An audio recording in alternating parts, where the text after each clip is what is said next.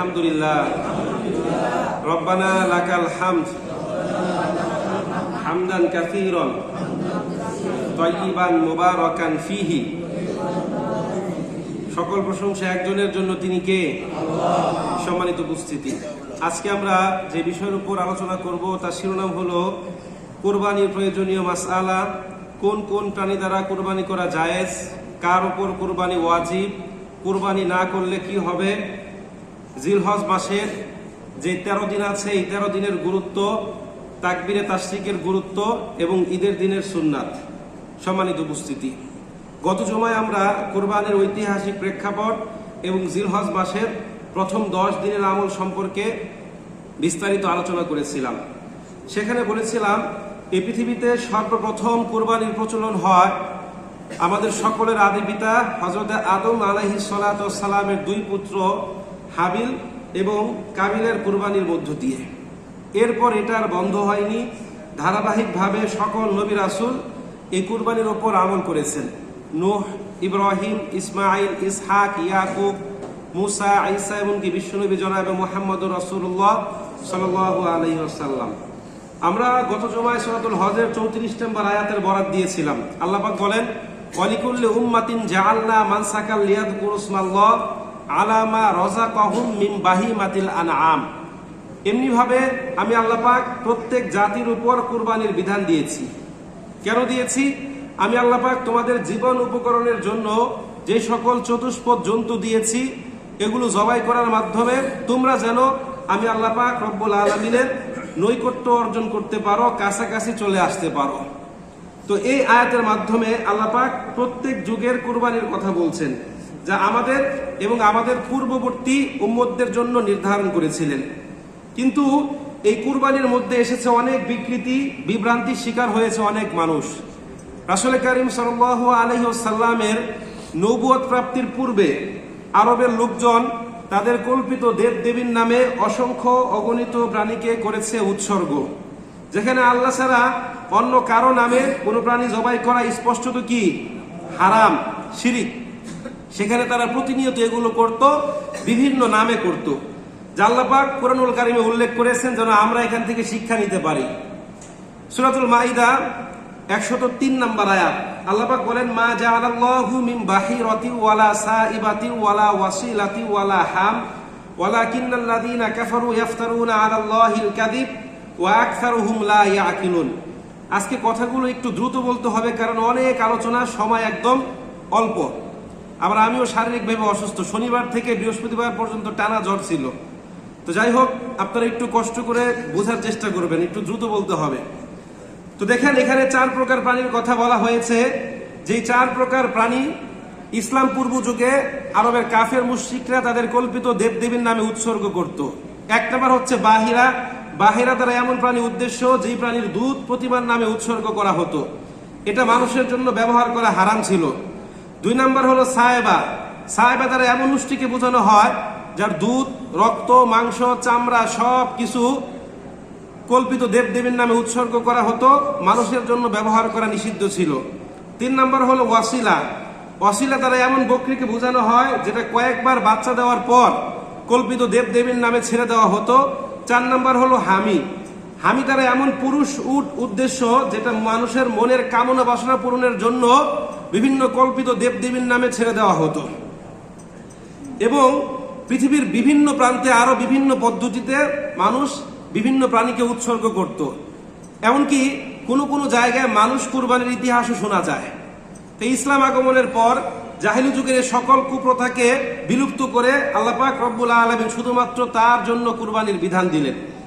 দেখুন, ইসলাম পূর্ব যুগে আরবের কাফের মুশরিকরা কুরবানি করার পর এই কুরবানিকৃত প্রাণীর রক্ত হাতের মধ্যে মেখে তারা কাবার দেয়াল এবং ওই কল্পিত দেবদেবী লাত, উজ্জাত, মানাত, হোবল তাদের গায়ের মধ্যে লেপে দিত এবং কুরবানিকৃত প্রাণীর গোশতগুলো তারা কাবার সামনে রেখে চলে আসতো।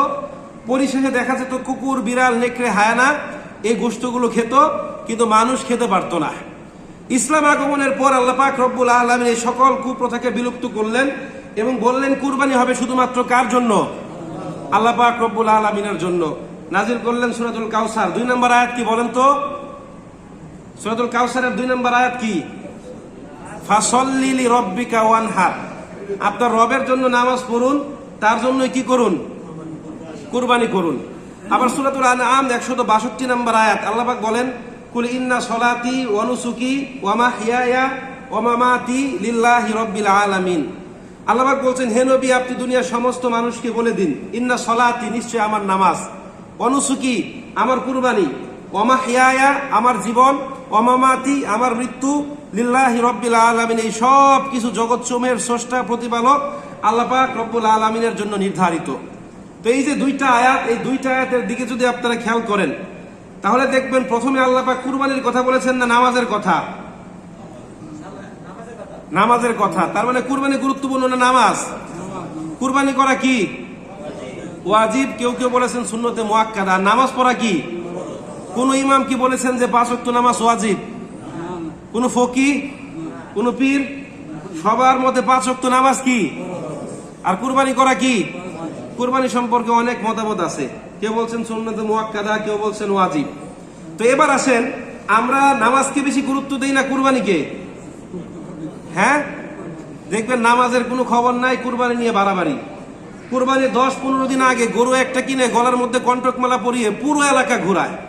আবার অনেকেই আছেন এই কুরবানি নিয়ে প্রতিযোগিতা করে, অমুকে দিয়েছে 1,20,000, আমার 1,30,000 লাগবে, আমাদের এলাকায় বেশি হয়। আর ও এবার মহিষ দিচ্ছে, সামনের বার আমার একটা মহিষ লগে একটা ছাগল লাগবে। আমাদের গাজীপুরে বেশি মহিষ কুরবানি হয়। তো এটা নিয়ে অনেক কি হয়, প্রতিযোগিতা হয়। এরপর আপনারা খেয়াল করেন যে দুইটা আয়াতে আল্লাহ পাক কি বলছেন, ফাসল্লি লিরাব্বিকা ওয়ানহার, কুল ইন্না সলাতি ওয়া নুসুকি ওয়া মাহইয়ায়া ওয়া মামাতি লিল্লাহি রাব্বিল আলামিন। আপনি আপনার রবের জন্য নামাজ পড়ুন, তার জন্যই কুরবানি করুন। আবার এখানেও বলছেন, হে নবী, আপনি বলে দিন, আমার নামাজ, আমার কুরবানি, আমার জীবন, আমার মৃত্যু আল্লাহর জন্য। এর মানে কুরবানি হবে কার জন্য? এখন আমরা কি আল্লাহর জন্য কুরবানি করি না মানুষ দেখানোর জন্য? কুরবানি না দিলে মানুষ কি বলবে? হায় হায়, আমার মান সম্মান থাকবে, আমার ছেলে পেলে কি খাবে, এরকম আছে না নাই? হ্যাঁ, সম্মানিত উপস্থিতি, দেখেন, আগে আমাদেরকে নামাজ পড়তে হবে, 5 ওয়াক্ত নামাজি হতে হবে। এরপর কি করতে হবে? কুরবানি নিয়ে চিন্তা ভাবনা করতে হবে, ঠিক কিনা? আমি মাঝে মাঝে আপনাদের এখানে বলি যে এখন যদি আমাদের বর্তমান যুগে ওই হাবিল কাবিলের যুগের মতো কুরবানি কবুলের পদ্ধতি থাকতো, তাহলে দেখা যেত আমাদের দেশে কয়জনের কুরবানি আল্লাহ পাক কবুল করে। এই কথাটা কেন বললাম? প্রত্যেক বছর আমাদের দেশে 1,10,00,000 থেকে 1,25,00,000 প্রাণী কুরবানি করা হয়। তো এখন যদি আমাদের বর্তমান যুগে হাবিল কাবিলের মতো কুরবানি কবুলের পদ্ধতি থাকতো, তাহলে দেখা যেত এই পরিমাণটা 10 লাখও হতো না। এর পিছনে অনেকগুলো কারণ আছে।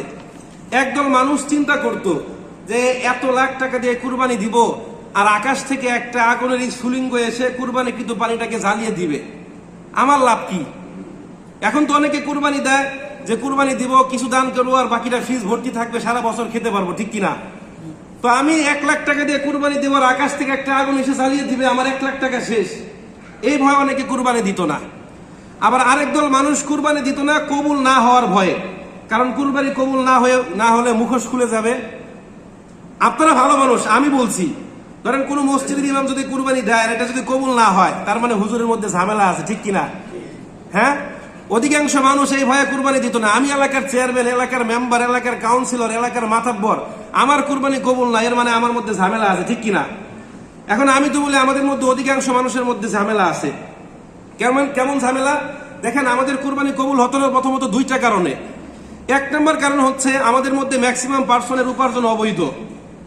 এখন অবৈধ টাকা দিয়ে যদি আপনি কুরবানি করেন, কুরবানি কবুল হবে? এক হাদিসে রাসূল বলছেন, মানিশ তারা সাওবাম বিআশারা দারওয়াহিম ওয়া ফিহি দিরহামুন হারামুন লাম ইয়াকবালিল্লাহু তাআলা লাহু সালাতুন মাদামা আলাই।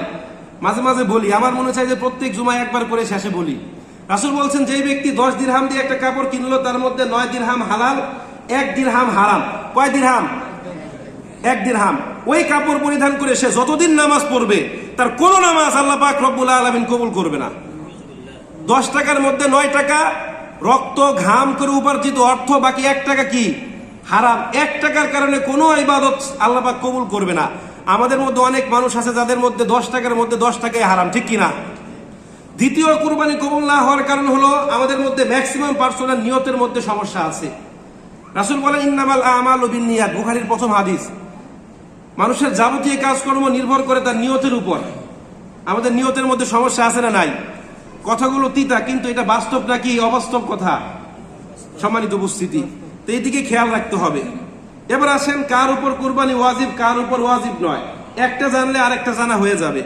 দেখেন, হানাফি মাযহাবের বিখ্যাত কিতাব শরহ বেকায়া কিতাবে গ্রন্থকার উল্লেখ করেছেন কুরবানি ওয়াজিব হওয়ার জন্য কয়েকটা শর্ত। এক নম্বর হচ্ছে আইয়াকুনা মুসলিমান, তাকে প্রথমত মুসলিম হতে হবে। 2 নম্বর আইয়াকুনা মুকিমান, মুকিম। আপনি ধরেন কোটি কোটি টাকার মালিক, কিন্তু আপনি সফররত অবস্থায় আছেন। কোথায় আছেন? সফররত অবস্থায়। এমন অবস্থায় আপনার উপর কুরবানি ওয়াজিব নয়, তবে আপনি আদায় করলে আদায় হয়ে যাবে। 3 নম্বর আইয়াকুনা সিহা, সুস্থ থাকা।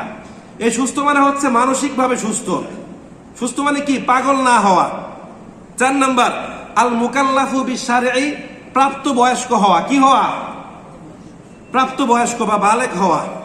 এরপর হচ্ছে সাহিবুন নিসাব, নিসাব পরিমাণ সম্পদের মালিক হওয়া। কি হওয়া?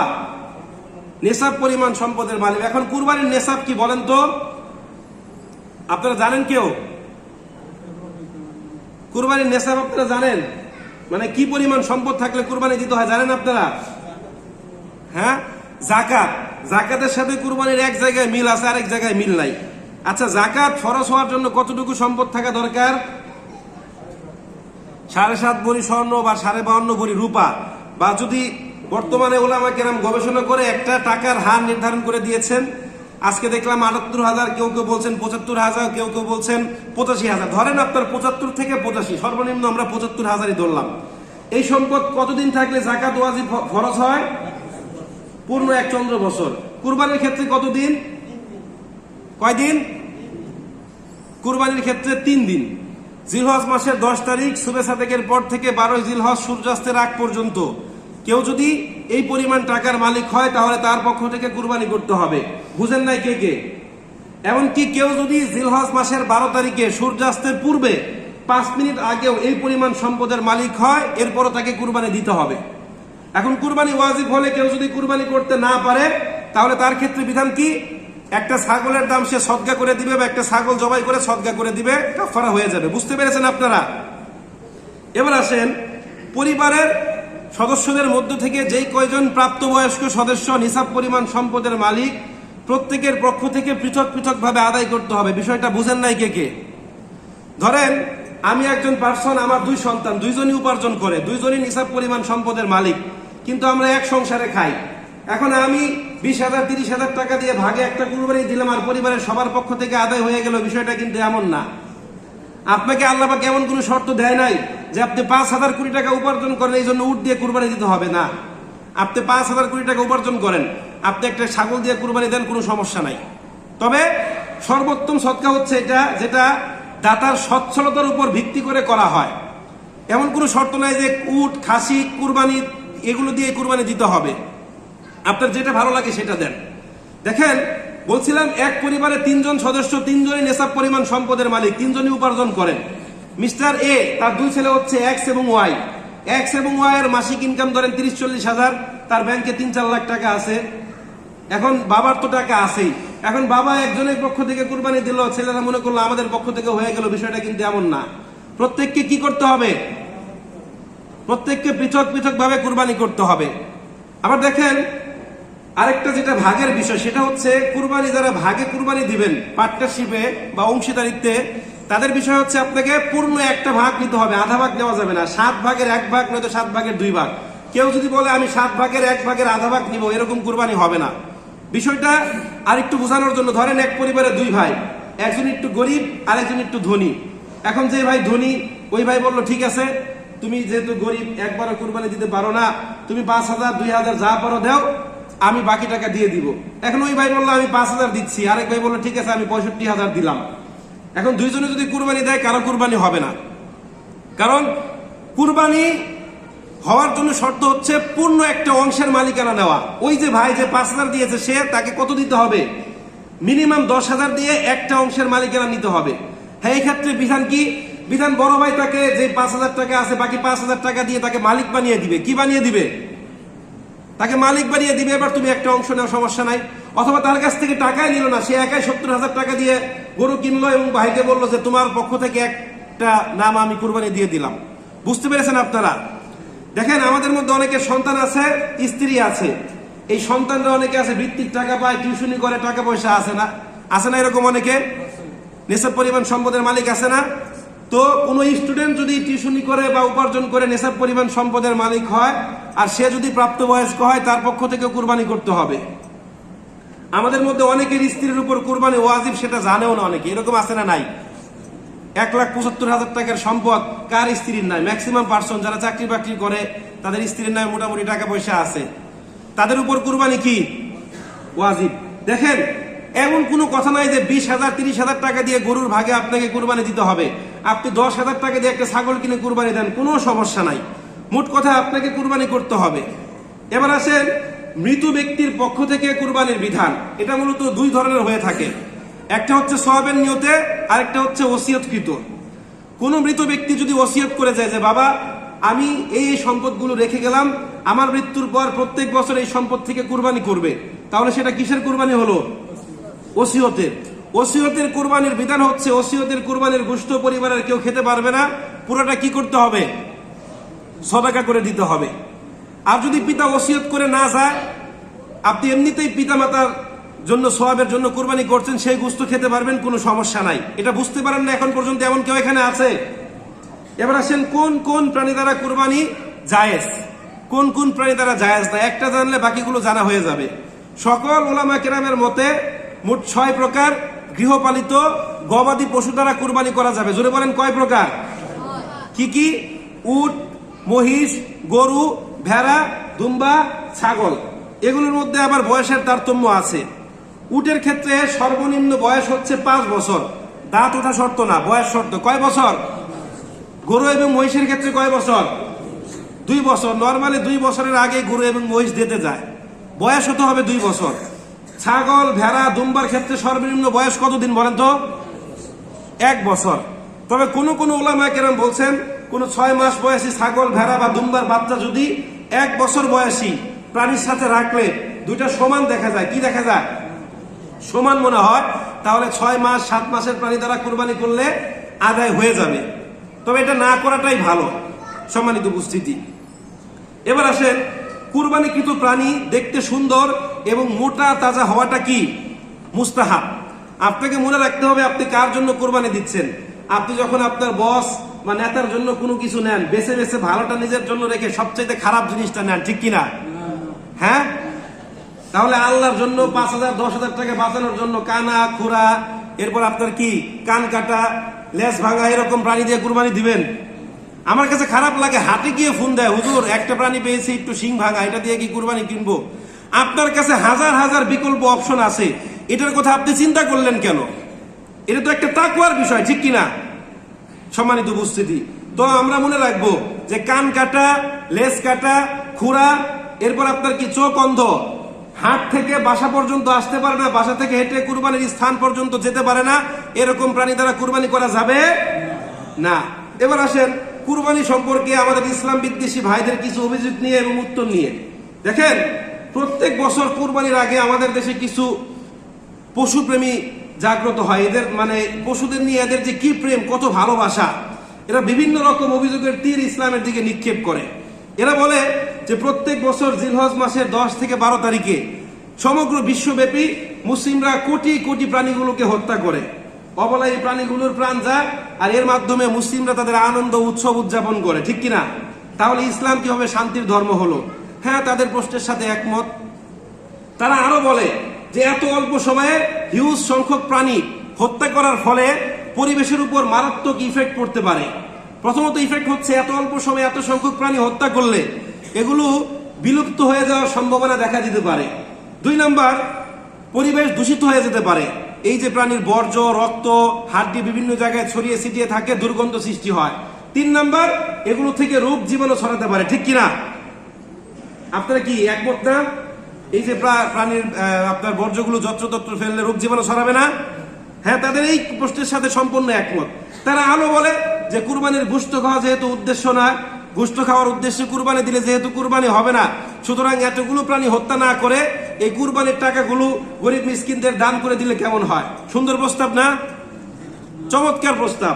প্রথমত তাদের এই কথার উত্তরে বলতে চাই, দেখেন দারিদ্রতা বিমোচনের জন্য আমাদের ইসলাম ধর্মে যাকাত, ফিতরা, দান, সদকা, সহযোগিতা, সহমর্মিতা, কর্জে হাজানার ব্যবস্থা আছে, যা পৃথিবীর অন্য কোনো ধর্মে নাই, ঠিক কিনা? সুতরাং কুরবানির টাকা বাঁচিয়ে কখনোই দান সদকার দরকার নাই। দ্বিতীয় কথা তারা বলছে যে এত অল্প সময়ে বিপুল সংখ্যক প্রাণী হত্যা করলে এগুলো বিলুপ্তির আশঙ্কা থাকে। দেখেন, অর্থনীতিতে একটা বিশেষ পলিসি আছে, যেই বস্তুর ভোগ বা চাহিদা যত বেড়ে যায় সেই বস্তুর উপাদানও তত কি বাড়ে না কমে, আর যেই বস্তুর ভোগ বা উপাদান যত কমে যায় সেই বস্তুর উৎপাদনও আপনা আপনি তত কি কমে যায়। এর একটা বাস্তব প্রমাণ আপনাদেরকে দেখায়। 1971 সালে আমাদের দেশের জনসংখ্যা ছিল কতজন জানেন আপনারা? 7.5 কোটি। আমাদের ভৌগোলিক সীমানা ছিল কতটুকু? এই যে 1,47,570 বর্গ কিলোমিটার, তাই ছিল।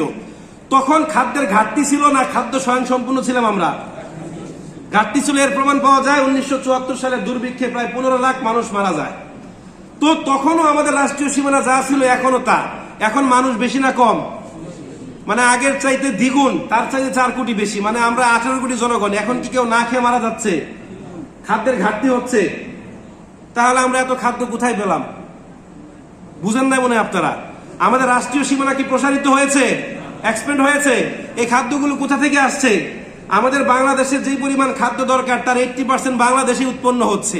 তার মানে ওই যে বললাম, অর্থনীতিতে বিশেষ একটা পলিসি আছে, যেই বস্তুর ভোগ যত বৃদ্ধি পায় সেই বস্তুর উপাদান কি আপনা আপনি বেড়ে যায়। এটা আল্লাহ পাক রব্বুল আলামিনের রহমত, যে আল্লাহ পাক যেই প্রাণীগুলো মানুষের ব্যবহারের জন্য সৃষ্টি করেছেন, মানুষ এগুলোকে যত বেশি ব্যবহার করবে আল্লাহ পাক রব্বুল আলামিন তত বেশি কি করবেন। আপনারা মনে হয় আমি মানে অনেক জন নিয়ে কথা বলছি, আর আপনারা একটু মানে বুঝেন যে আমি মনে হয়, তাও মনে হয় আপনারা বুঝেন না। আমার মনে হয় না কোনো মসজিদের ইমাম এই তথ্যগুলো আপনাদের সামনে দিতে পারবে। তো বলছিলাম, দেখেন, একটা কুকুর প্রত্যেক বছর কয়টা বাচ্চা প্রসব করে? কয়টা? 5টা, 7টা, সর্বনিম্ন হলেও 4টা। একটা বিড়াল কয়টা? 2টা, 3টা, 4টা বাচ্চা। একটা গরু প্রত্যেক বছর কয়টা বাচ্চা দেয়? একটা। তারপর একটা উট কয়টা দেয়? একটা মহিষ কয়টা? আচ্ছা, আপনাদের কাছে প্রশ্ন, আমাদের এই কাওলা এলাকায় প্রত্যেকদিন কয়টা কুকুর জবাই করা হয়? একটাও না। গরু জবাই করা হয় কয়টা? আমার মনে হয় যদি হিসাব করেন যে হাজি ক্যাম্পার কাওলা হিসাব করলে মনে হয় প্রত্যেকদিন পাবেন যে কমসে কম 50টা। শুক্রবার দিন তো 100-র উপরে, ঠিক কিনা? একটা কুকুর 8টা বাচ্চা জন্ম দেয় একসঙ্গে, একটা গরু একটা। প্রত্যেকদিন শত শত হাজার হাজার কোটি কোটি গরু জবাই করা হচ্ছে। এরপরও যদি আপনারা জরিপ করেন তাহলে গরু ছাগলের সংখ্যা বেশি না কুকুরের সংখ্যা বেশি? এটাই হচ্ছে বরকতের প্রকৃত অর্থ। আল্লাহ পাক যেগুলো আমাদের জন্য সৃষ্টি করেছেন, মানুষ এগুলো যত ব্যবহার করবে আল্লাহ পাক তত বেশি কি করবেন? বাড়িয়ে দিবেন।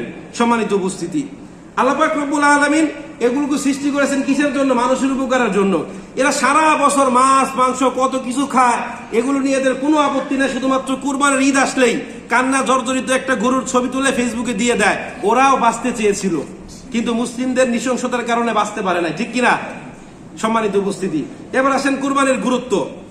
দেখেন, জিলহজ মাসের 10 থেকে 12 তারিখ এবং জিলহজ মাসের 10 তারিখ স্পেশালি আল্লাহর কাছে তার বান্দার সবচেয়ে পছন্দনীয় আমল হচ্ছে কি করা? প্রাণীর রক্ত প্রবাহিত করা। আল্লাহর কাছে সবচেয়ে প্রিয় আমল। আল্লাহ পাক রব্বুল আলামিন যাকে কুরবানি করার মতো সামর্থ্য দিয়েছেন, সে যদি কুরবানি না করে তার সম্পর্কে রাসূল কি বলছেন? কিতাবে সুনান ইবনে মাজাহ হাদিস নাম্বার 3123 রাসূল বলছেন, মান কানা লাহু সাআতান ওয়া লাম ইউদাহি ফালা ইয়াকরবান্না মুসাল্লা। যাকে আল্লাহ পাক কুরবানি করার মতো সামর্থ্য দিয়েছেন, ওই ব্যক্তি যদি কুরবানি না করে সে যেন আমি রাসূলের ঈদগাহে না আসে। কে বলছেন এই কথা? রাসূল বলছেন। সুতরাং খেয়াল রাখবেন। এবার আসেন ঈদের দিনের সুন্নাত। ঈদের দিনে আমরা কোন কোন কাজ করবো? 1 নম্বর সুন্নাত হচ্ছে খুব ভোরে ঘুম থেকে উঠা। এখন এই খুব ভোরে মানে কি? ফজরের পরে খুব দ্রুত, ঠিক কিনা? নাকি ফজরের আগে? ফজরের আগে খুব দ্রুত। 2 নম্বর হচ্ছে মিসওয়াক করা। 3 নম্বর হলো গোসল করা। স্বাভাবিক অবস্থায় গোসল করা মুস্তাহাব, আর ঈদের সময় গোসল করা কি? সুন্নাত। 4 নম্বর হচ্ছে সবচেয়ে উত্তম পোশাক পরিধান করা। নতুন পোশাকের কথা বলা হয় না, যেই কয়টা আছে এটার মধ্যে উত্তম পোশাক। 5 নম্বর হালাল সুগন্ধি ব্যবহার করা।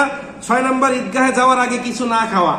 ঈদুল ফিতরের নিয়ম হচ্ছে ঈদগাহে যাওয়ার আগে কিছু খাওয়া, আর ঈদুল আজহার নিয়ম হচ্ছে ঈদগাহে যাওয়ার আগে কিছু না খাওয়া। 7 নম্বর হচ্ছে উচ্চ সুরে তাকবীর পাঠ করতে করতে ঈদগাহে আসা। আপনারা সবাই তাকবীরে তাসবিহ পারেন তো?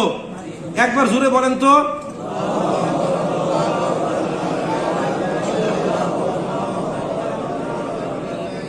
মাশাআল্লাহ। 8 নম্বর হচ্ছে ঈদুল ফিতরের তুলনা ঈদুল আজহার নামাজ তুলনামূলক দ্রুত পড়া, তুলনামূলক কি তাড়াতাড়ি পড়া। 9 নাম্বার হচ্ছে ঈদের নামাজের পর যত দ্রুত সম্ভব তাড়াতাড়ি কি করা, কুরবানি করা। 10 নম্বর হলো কুরবানির গোশত দ্বারা সর্বপ্রথম কি করা, আহার করা। 11 নম্বর এক রাস্তা দিয়ে যাওয়া, আরেক রাস্তা দিয়ে কি আসা। এবার আসেন আরেকটা গুরুত্বপূর্ণ বিষয় হচ্ছে আরাফার দিবসের রোজা। রাসূল বলেন সিয়ামু ইয়াউমু আরাফা ইন্নী আহতাসিবু আলাল্লাহি আইয়ুকাফিরা সানাতাল্লাতী ক্বাবলাহু ওয়া সানাতাল্লাতী বা'দাহু। আমি আশা করছি এই আরাফা রোজার বিনিময়ে আল্লাহ পাক রব্বুল আলামিন অতীতের 1 বছর এবং পরবর্তী 1 বছরের রোজা গুনাহ আল্লাহ পাক রব্বুল আলামিন কি করবেন। এখন এই গুনাহ কোন গুনাহ? অন্যের টাকা মেরে দেওয়ার গুনাহ, কবিরা গুনাহ, মানুষের হক নষ্ট করার গুনাহ না সগীরা গুনাহ? ছোট ছোট সগীরা গুনাহ। এটার আরো ফজিলত আছে, অন্য একদিন আলোচনা করব ইনশাআল্লাহ। এবার আসেন জিলহজ মাসের 10 থেকে 12 তারিখে এই 3 দিন কুরবানি করা যাবে। 3 দিনের যে কোনো সময়, মানে 10 জিলহজ আপনার ঈদুল আজহার নামাজ পড়ার পর থেকে শুরু করে 12 জিলহজ সূর্যাস্তের আগ পর্যন্ত যে কোনো সময় কি করা যাবে, কুরবানি করা যাবে। তবে উত্তম কোন দিন বলেন তো? ঈদের দিন, ঈদের নামাজ পড়ার পর সঙ্গে সঙ্গে। আরেকটা গুরুত্বপূর্ণ বিষয় বাদ রয়ে গিয়েছে, বলেন তো কি? তাকবীরে তাশরিক। এই তাকবীরে তাশরিক কোন দিন থেকে কোন দিন পর্যন্ত দিতে হয় আপনারা জানেন? 9 তারিখে ফজরের নামাজের পর থেকে শুরু করে 13 জিলহজ কোন তারিখ পর্যন্ত, কোন সময় পর্যন্ত? আসর পর্যন্ত। মোট 23 ওয়াক্ত নামাজের পর কি করতে হবে? তাকবীরে তাশরিক একবার, পুরুষরা জুড়ে, নারীরা একবার কি আস্তে। কেউ যদি কোনো নামাজের পর কাজা করে ফেলে তাহলে কি করতে হবে? যখনই মনে হবে সঙ্গে সঙ্গে কি করবে? আদায় করে ফেলবে। তো আল্লাহ পাক রব্বুল আলামিন আমাদের মধ্যে যাদেরকে কুরবানি করার তৌফিক দিয়েছেন, আল্লাহ পাক রব্বুল আলামিন যেন আমাদের কুরবানি কবুল করেন। যাদেরকে তৌফিক দেন নাই, আল্লাহ পাক রব্বুল আলামিন যেন তৌফিক দেন। যারা পরে এসেছেন তারা গুরুত্বপূর্ণ কথাগুলো জানতে পারেন নাই, আল্লাহ পাক রব্বুল আলামিন যেন তাদেরকেও কোনো এক মাধ্যমে এগুলো জানার তৌফিক দেয়। আমরা সবাই বলি আমিন। এবার আসেন আমাদের ঈদের নামাজ। জি জি, যেরকম অনেকদিন তো বলা হচ্ছে বড় বড় গরু কুরবানি দেওয়া ফ্রিজ জাত করে আপনারা দেন বা রাইখা দেন সারা বছর। এখন আমার কথা হইলো যে 3 ভাগ করতে হয়, তো 3 ভাগ করে 1 ভাগ হলো গরিবের, 1 ভাগ হলো আত্মীয়, আর আমার ভাগটা নিয়ে আমি কতদিন পর্যন্ত রাখতে পারবো? আমি ফ্রিজ জাতই করলাম। এটা পরবর্তী কুরবানির আগের দিন পর্যন্ত, বা যদি বলেন করেন যে 5 বছর খাবো, 5 বছর ইনশাআল্লাহ খাওয়া যাবে। এত কোনো বাধা নেই, কারণ আমি যদি গরিব না, এটা কোনো বাধা নাই। আমি রাখি বা আমার আত্মীয়টা না দিয়ে আমি রাখি, তাইলে না বড় অপরাধ। এটা অফ করেন। হ্যাঁ, কার কার কি প্রশ্ন আছে 2 মিনিটের মধ্যে করেন শুনি।